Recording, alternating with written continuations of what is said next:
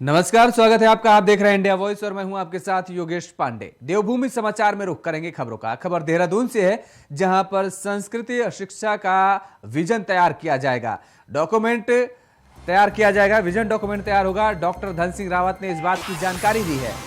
3 और 4 नवंबर को आयोजित होगा राज्य स्तरीय संस्कृत चिंतन शिविर। 3 से 4 नवंबर के बीच ये कार्यक्रम का आयोजन किया जाएगा।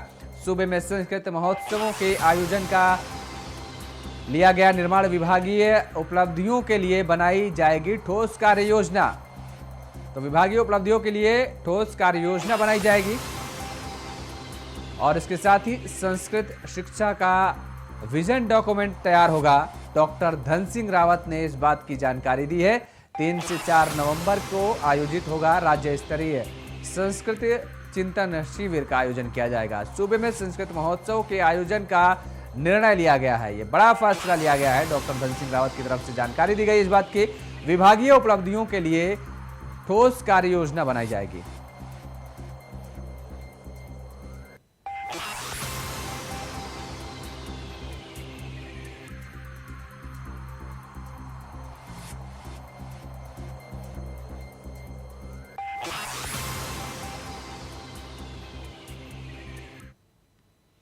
यूपी एटीएस ने उत्तराखंड एसटीएफ की मदद से हरिद्वार से गजवाए हिंद के 2 संदिग्धों को गिरफ्तार किया है, जिसके बाद प्रदेश भर में अलर्ट जारी कर दिया गया है। गिरफ्तारी के बाद एटीएस इन संदिग्धों को गुप्त स्थान पर पूछताछ करने के लिए ले गई है। और दर्शकों को यह भी बता दें कि पुलिस मुख्यालय के प्रवक्ता सेंथिल अवुदई ने हरिद्वार में इस गिरफ्तारी की पुष्टि की है।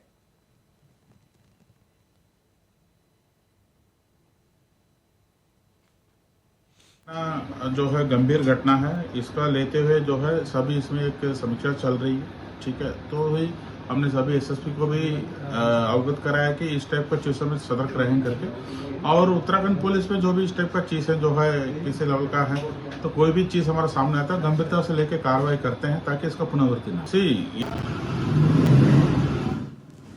गजवाए हिंद के 2 संदिग्ध गिरफ्तार किए गए हैं। हरिद्वार से यह खबर है, जहां पर उत्तराखंड एटीएस ने यूपी एटीएस की मदद से बड़ी सफलता हासिल की है। सुरक्षा के मद्देनजर प्रदेश भर में अलर्ट जारी किया गया है। हरिद्वार से खबर है, जहां पर गजवाए हिंद के 2 संदिग्ध गिरफ्तार किए गए हैं।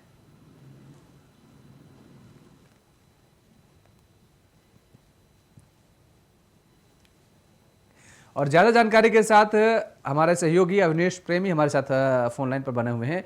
अवनीश, जिस तरीके से गजवाए हिंद के 2 संदिग्ध गिरफ्तार किए गए हैं बताया जा रहा है, क्या कुछ और जानकारी है? देखिए, क्योंकि लखनऊ पुलिस ने एटीएस से ये पूरी कार्रवाई की है और उत्तराखंड पुलिस की इसमें मदद ली गई है। लेकिन मैं इतना बता दूं कि काफी लंबे समय से मुदस्सिर और अली नूर नाम के जो 2 संदिग्ध हैं, ये यहाँ पर सक्रिय थे, जिस तरह की पूछताछ में खुलासा हुआ है। हालांकि अभी तक एटीएस ने मीडिया के सामने पूरी ब्रीफिंग नहीं की, लेकिन अब देखा जा रहा है कि आखिरकार ये जो अलग अलग क्षेत्रों में सक्रिय थे, किन लोगों के संपर्क में थे, कितने लोगों को इन्होंने जो गजवाए हिंद एक विचारधारा है उसके साथ जोड़ने की कोशिश की थी, उन सबसे छानबीन यहाँ पर की जा रही है। और खास बात ये भी है कि कितने समय पहले ये बांग्लादेश से यहाँ आकर रहे हैं, किन किन लोग से संपर्क में रहे हैं, क्या उनकी गतिविधियां थी, ये तमाम जानकारी फिलहाल जुटाई जा रही है। लेकिन एक मैं कहूँ कि ये साफ हो गया है कि अब उत्तराखंड में भी गजवाए हिंद जैसी जो विचारधारा है उसको फैलाने की कोशिश कुछ खास क्षेत्रों में की जा रही है, और खासकर जो धर्म विशेष के क्षेत्र है वहां पर, और वहीं से इनकी गिरफ्तारी हुई है। लेकिन उत्तराखंड की बात करें तो पुलिस फिलहाल सक्रिय है और ऐसे लोगों की छानबीन की जा रही है जो लंबे समय तक इन दोनों ही संदिग्धों के संपर्क में रहे हैं। जी बिल्कुल, प्रदेश भर में अलर्ट जारी किया गया है इस दौरान। देखिए, बिल्कुल पूरे प्रदेश में अलर्ट जारी किया गया है। और क्योंकि जो उत्तराखंड है उसकी जो कुछ सीमाएं हैं वो उत्तर प्रदेश से लगती हुई हैं। अगर हम बात करें सहारनपुर की तो देवबंद से भी कुछ लोगों को अरेस्ट किया गया है, और उन्हीं से पूछताछ के बाद ये खुलासा हुआ था कि सलेमपुर यानी कि हरिद्वार में भी ये दोनों संदिग्ध सक्रिय हैं, तो वहीं से इनकी गिरफ्तारी हुई है। और खास बात मैं ये भी बता दूं आपको कि जो पश्चिम उत्तर प्रदेश से लगती हुई सीमाएं हैं वहां पर अलर्ट है, और आसपास के जो गांव हैं, क्योंकि धर्म विशेष के गांव हैं, तो वहां पर खास सख्ती बरती जा रही है। जी बिल्कुल, ये कहा जा सकता है अवनीश की साफ तौर पर जिस तरीके से 2 लोगों की गिरफ्तारी हुई है और अन्य लोगों से पूछताछ भी जारी है। आप बता रहे हैं कि कौन लोग इनके संपर्क में थे, ये भी छानबीन चल रही है, पड़ताल चल रही है। लेकिन ये साफ तौर पर कहा जा सकता है कि मुस्लिम राष्ट्र की एक साजिश हो सकती है। अब देखिए, अभी कुछ भी कहना जल्दबाजी होगी, तब तक पूछताछ के बाद कुछ खुलासे यहाँ पर नहीं हो जाते। लेकिन इतना जरूर है कि जब ये लोग यहाँ पर सक्रिय थे तो निश्चित तौर पर काफी लंबे समय तक ये रहे हैं, तो इनकी विचारधारा के और भी व्यक्ति और भी युवक यहाँ पर हो सकते हैं जिनकी खोजबीन फिलहाल पुलिस यहाँ पर कर रही है। जी बिल्कुल, लेकिन अगर पिछली घटनाओं का जिक्र करें, अलग अलग, चाहे उत्तराखंड का जिस तरीके से ताजा मामला सामने आया, उसके पहले मध्य प्रदेश में भी ऐसी घटनाएं सामने आई थी और वहां पर भी लोगों को हिरासत में लिया गया था। तो 2047 यानी आजादी के 100 साल पूरे होने तक इस्लामिक देश बनाने की जो साजिश का खुलासा उस दौरान भी किया गया था। क्या माना जाए कि लगातार जो रणनीति चल रही है वो लगातार अपने कामयाब होने की दिशा में ये लोग लगातार काम कर रहे हैं, खुलासे जरूर हो रहे हैं? देखिए, विचारधारा है जो कट्टर का समर्थन करती है और यही कारण है कि उस विचारधारा को करने की कोशिश की गई है। हालांकि 2 लोग अरेस्ट हुए हैं, लेकिन इस पूरी मुहिम में कौन कौन लोग साथ थे, किन किन लोगों के संपर्क में रहे, ये सब पूछताछ के बाद ही खुलासा होगा। फिलहाल खुफिया विभाग अलर्ट है और तमाम चीजों पर नजर रखे हुए हैं। जी बहुत बहुत शुक्रिया तमाम सारी जानकारी देने के लिए। अवनीश हमारे साथ जुड़े हुए थे, हमारे सहयोगी, जिन्होंने बताया कि किस तरीके से लोगों को गिरफ्तार किया गया है और कार्रवाई जारी है। अन्य लोगों के किस तरीके से, इन दोनों लोगों के कहां कहां तार संबंध थे, कहां कहां से इनके कनेक्ट थे लिंक, और उस पूरे मामले को लेकर के अब जांच पड़ताल चल रही है। हालांकि उत्तराखंड में अब अलर्ट जारी कर दिया गया है। सुरक्षा के मद्देनजर प्रदेश भर में अलर्ट जारी किया गया है। मुख्यमंत्री पुष्कर सिंह धामी ने केदारनाथ धाम से लौटने के बाद कहा है कि केदारनाथ धाम में विषम परिस्थितियों में भी पुनर्निर्माण के कार्यों में तेजी से किए जा रहे हैं। सीएम धामी ने कहा है कि पिछले सालों की तुलना में इस बार अब तक 10% ज्यादा पुनर्निर्माण का काम हो चुका है और इसके साथ ही उम्मीद है कि सरकार ने जो 2023 तक पुनर्निर्माण के कामों को पूरा कराने की जो समय सीमा निर्धारित की है, उस समय सीमा तक सभी काम पूरे हो जाएंगे। इसके साथ ही सीएम धामी ने कहा कि 2023 के अंत जो तीर्थ यात्री केदारनाथ धाम जाएंगे, उन्हें नई भव्य और दिव्य केदारपुरी के दर्शन होंगे।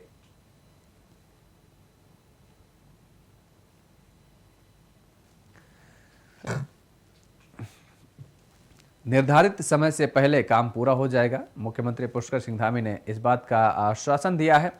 दर्शन किए मुख्यमंत्री पुष्कर सिंह धामी ने और वहां पर चल रहे कामों का जायजा लिया उन्होंने।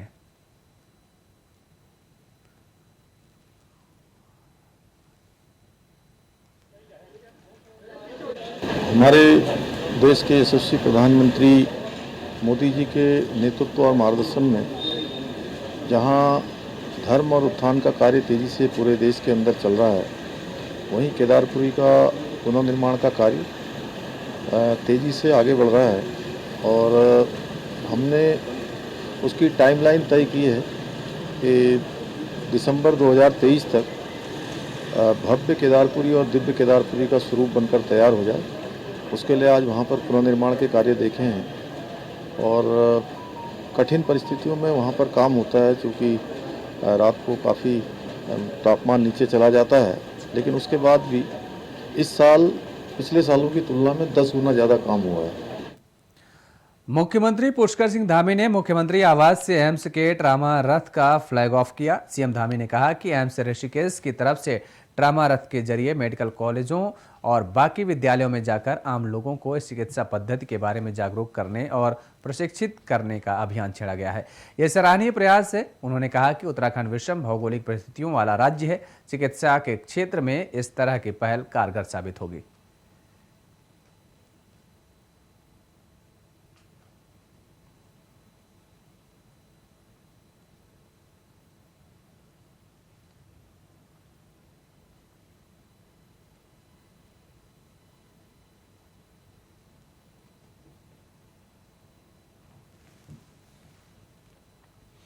पूर्व मुख्यमंत्री हरीश रावत ने सीएम धामी की बारिश में टहलते हुए घूमते हुए जो तस्वीर को अपने सोशल मीडिया अकाउंट पर लगाते हुए उनकी तारीफ की थी, जिसके बाद अब कांग्रेस के प्रदेश अध्यक्ष ने भी हरीश रावत की तारीफ को सकारात्मक रूप से देखते हुए कहा कि हरीश रावत खुद भी सीएम रहते हुए कभी भुट्टे भूनते हुए तो कभी पकौड़े तलते हुए दिखाई देते थे।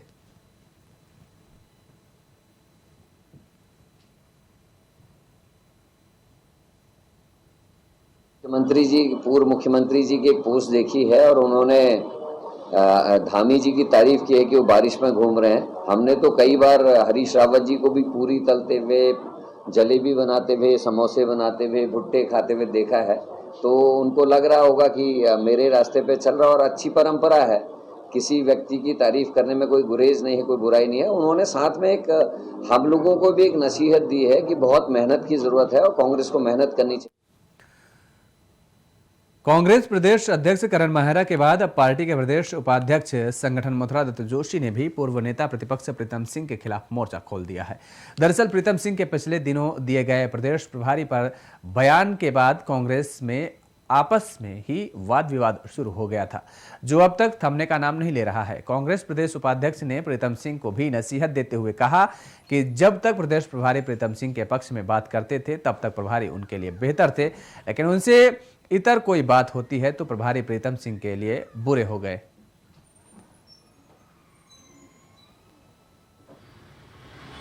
और निश्चित रूप से प्रीतम सिंह जी को प्रभारी के खिलाफ बोलने से पहले खुद भी सोचना चाहिए।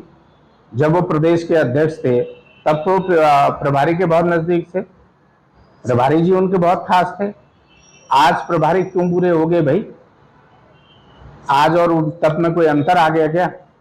अगर इस तरीके की बात करेंगे तो आपके लिए समर्थन को करे तो आपके लिए अच्छा है, आपका विरोध करे तो आप कहीं मैं समझता हूं ऐसी स्थिति तो नहीं होनी चाहिए ना। और निश्चित रूप से प्रीतम सिंह जी को हरिद्वार पंचायत चुनाव में बीजेपी का बोर्ड बनना तय हो चुका है और इसकी वजह से यह है कि जिला पंचायत अध्यक्ष पद पर बीजेपी के राजा दशरथ ने नामांकन किया है। जिसके साथ ही आपको यह भी बता दें कि उनके सामने किसी भी अन्य दल या निर्दलीय प्रत्याशी ने अध्यक्ष पद के लिए नामांकन नहीं किया है। इसी तरह से उपाध्यक्ष पद पर बीजेपी के अमित चौहान भी निर्विरोध उपाध्यक्ष बनने जा रहे हैं। और दर्शकों को यह भी बता दें कि हरिद्वार जिला पंचायत सदस्य के 44 पद हैं, जिसमें से बीजेपी के 14 और बाकी दल के समर्थन देने वाले 24 सदस्य हैं।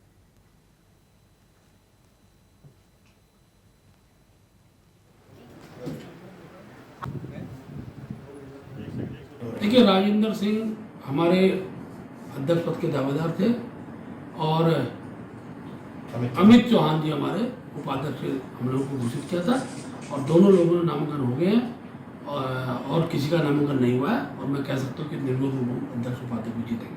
अच्छा, भ्रष्टाचार पर जीरो टॉलरेंस के नारे के साथ काम कर रही धामी सरकार के मंत्री अब भी विभागीय अधिकारियों पर चाबुक चलाते हुए दिखाई दे रहे हैं। कैबिनेट मंत्री रेखा आर्य ने भी आपको बता दें कि विभाग में अधिकारियों को सख्त निर्देश देते हुए कार्रवाई की हिदायत दी है कि किसी भी कार्य में लापरवाही न बरती जाए, जिससे राज्य के युवाओं का अहित हो।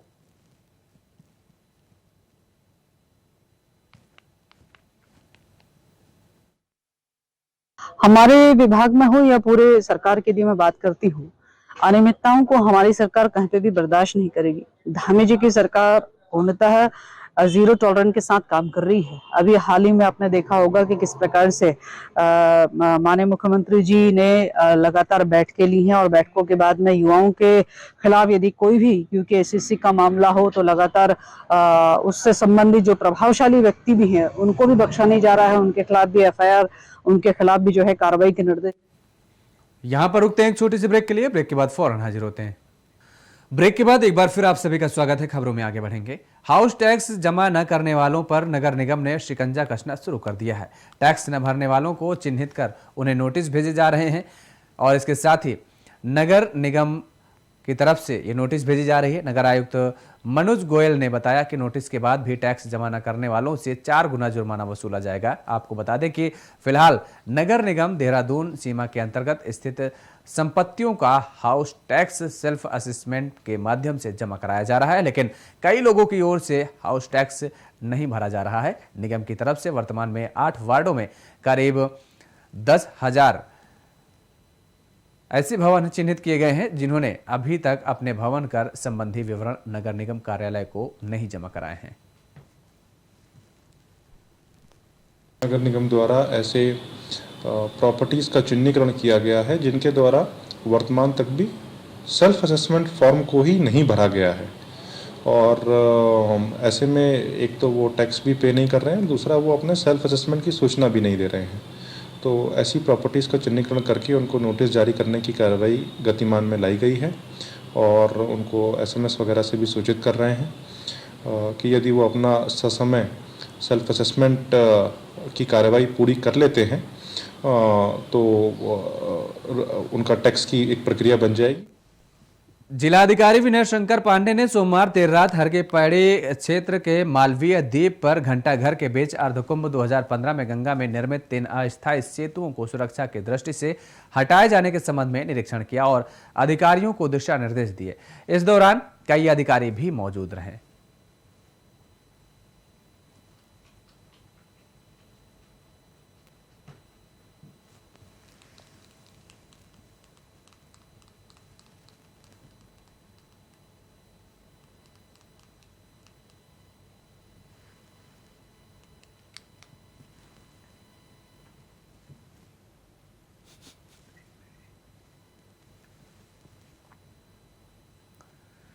पौड़ी के GIC में ब्लॉक स्तरीय विज्ञान महोत्सव का आयोजन किया गया। महोत्सव के तहत विज्ञान प्रदर्शनी, विज्ञान ड्रामा और विज्ञान प्रोजेक्ट का आयोजन किया गया। विद्यालय के प्रधानाचार्य विमल चंद्र बहुगुणा ने बताया कि विज्ञान महोत्सव में विज्ञान प्रदर्शनी के तहत जूनियर और सीनियर वर्ग में छात्र छात्राओं ने बेहतरीन मॉडल प्रस्तुत किए हैं। इसके साथ ही छात्र छात्राओं ने स्वास्थ्य और स्वच्छता, पर्यावरण अनुकूल सामग्री, परिवहन और नवाचार पर्यावरण संबंधी चिंताएं पर भी बेहतरीन मॉडल प्रस्तुत किए हैं। आज हमारे राजकीय इंटर कॉलेज पौड़ी नगर में खंड स्तरीय विकास खंड पौड़ी के विज्ञान महोत्सव का यहाँ पर कार्यक्रम आयोजन किया गया। इसमें 3 विधाएं यहाँ पर हैं। एक तो विज्ञान प्रदर्शनी सीनियर वर्ग और जूनियर वर्ग, दूसरा विज्ञान मेला और तीसरा यहाँ पर विज्ञान ड्रामा है। विज्ञान प्रदर्शनी में 22 विद्यालयों में से 16 विद्यालयों ने यहाँ पर प्रतिभाग किया है। आज हम चमोली जिले के दूरस्थ गांव पाड़ा इराड़ी और झिंझी गांव के ग्रामीण सड़कों की मांग को लेकर आस लगाए बैठे थे, जिसके बाद इंडिया वॉइस ने ग्रामीणों की समस्या को प्रमुखता से दिखाया और खबर दिखाने के बाद DM चमोली और SDM चमोली ने सड़क निर्माण के लिए मशीनें भेज दी हैं और ग्रामीणों को आश्वासन दिया है कि 3 महीने में पैदल पुल का निर्माण कार्य शुरू कर दिया जाएगा। आश्वासन मिलने के बाद ग्रामीणों ने अपना धरना स्थगित कर दिया है।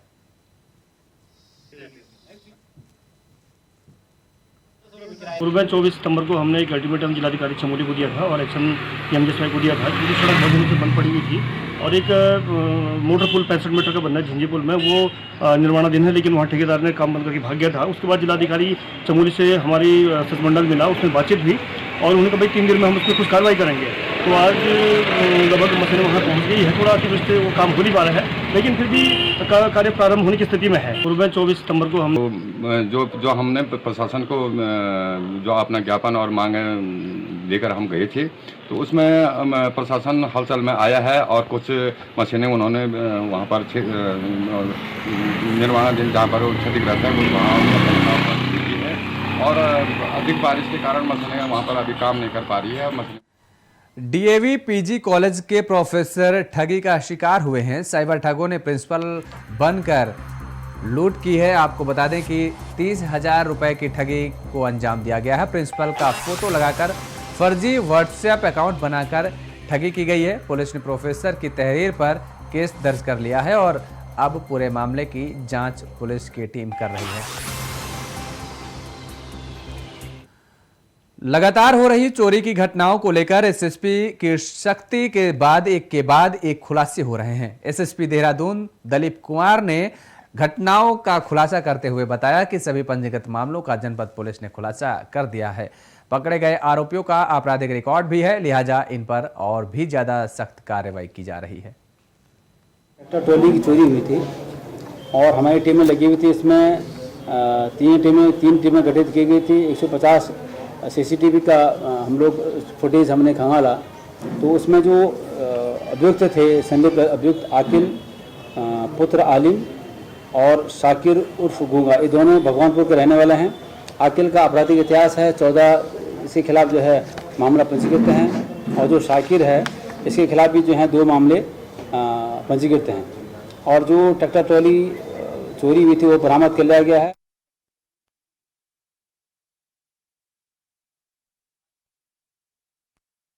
वन के आगे सलधार में भूस्खलन होने से बंद हो गए हैं। वहीं मलारी बॉर्डर क्षेत्र के दर्जनों ऋतु प्रवासी गांव के ग्रामीणों और धौलीगंगा घाटी के स्थानीय लोग जान जोखिम में डालकर इस मार्ग पर पैदल आवाजाही करने को मजबूर हैं।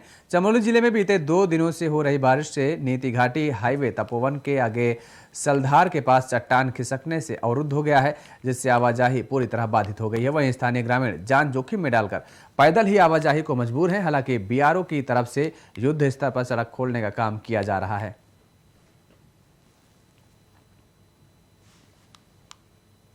उत्तराखंड में मानसून सीजन विदाई की तरफ है, लेकिन इस बार ओवरऑल मानसून सीजन में हुई बरसात को लेकर मौसम विभाग संतुष्ट नजर नहीं आ रहा है। राज्य मौसम केंद्र के निदेशक विक्रम सिंह ने कहा है कि इस बार मानसून सीजन में 3% बारिश कम हुई है, जो पिछली बार की तुलना में अच्छी रही। बारिश है जो एक्टिविटी अभी देख ही रहे कि करीब 1 वीक से वो चली रही है प्रदेश में, और उससे पहले जो देख रहे थे कि 5-6 दिन जो बारिश नहीं थी, तो थोड़ा बहुत एरिया से उत्तराखंड के वो हटाया गया था मानसून का, लेकिन बाकी क्षेत्र तो पूरा भी ज़्यादातर एरिया में रखा ही गया था। और जो ये सिस्टम आया उसकी वजह से अच्छी बारिश मिली है, लेकिन जो रेनफॉल हम मानसून की लेते हैं वो 1 जून से 30 सितंबर की ही लेते हैं, काउंटिंग के जो ली जाती है काउंटिंग के लिए। तो उसमें देखें तो हमारा जो -3% हो रहा है ओवरऑल अगर देखें जून में। खबर लक्सर से है। हरिद्वार देहात क्षेत्र वायरल फीवर का प्रकोप तेजी से फैल रहा है। लक्सर के बसेड़ी खदर गांव में 1 दर्जन भर से अधिक लोगों में डेंगू के लक्षण पाए जाने की शिकायत पर स्वास्थ्य महकमे में अब हड़कंप मच गया है। क्या कि यहाँ से जनप्रतिनिधियों के द्वारा कई दिन से सीएमओ ऑफिस में सीएमओ साहब के पास भी, हमारे सीएमओ साहब के पास रिपोर्टिंग हो रही थी कि यहाँ बुखार के रोगी हैं, और जैसे कि बताया कि कुछ लोग एडमिट हैं और उनकी प्लेटलेट्स कम है, तो उसको संज्ञान में लेते हुए सीएमओ साहब ने निर्देश दिया कि गांव में जाकर के जिन घरों में बुखार की शिकायत है, कंपनी के साथ बुखार आ रहा है, प्रत्येक आदमी की जाँच की जाएगी और उसको इलाज दिया जाएगा। इसलिए हमारी आज स्वास्थ्य विभाग की टीम यहाँ पर आई है, हर प्रत्येक आदमी की हम जाँचें कर रहे हैं, दवाई वितरण कर रहे हैं। देवभूमि समाचार में फिलहाल इतना ही। खबरों के लिए आप देखते रहिए इंडिया वॉइस। नमस्कार।